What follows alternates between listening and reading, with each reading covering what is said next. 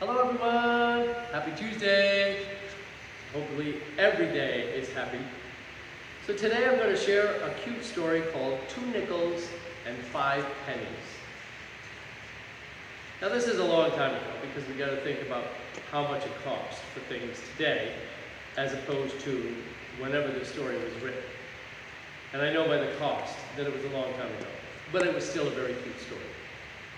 In the days when an ice cream sundae cost much less, a 10-year-old boy entered a hotel coffee shop and sat at a table. A waitress put a glass of water in front of him. "How much is an ice cream sundae?" he asked. "50 cents, replied the waitress. The little boy pulled his hand out of his pocket and studied the coins in it. "Well, how much is a plain dish of ice cream?" he inquired. By now, more people were waiting for a table, and the waitress was growing impatient. 35 cents, she brusquely replied. The little boy again counted his coins. "I'll have the plain ice cream then," he said.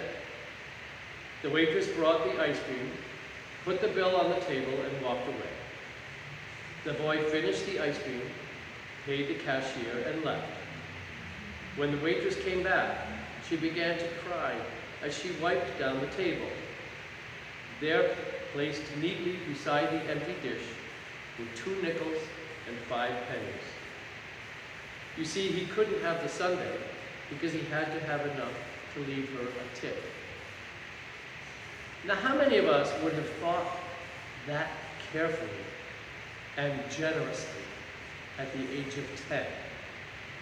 That's the kind of kid that will grow up to be a benefactor of some amazing cause, or will leave his belongings to an incredible charity. How many of us can say that we do the same? Let's start trying to be a little bit charitable in any way that we can. And remember the needs of others, and sometimes put them before our own. And I guarantee you that God will touch you and bless you 1,000% more. Have a beautiful day, everybody. God loves you, and so do I.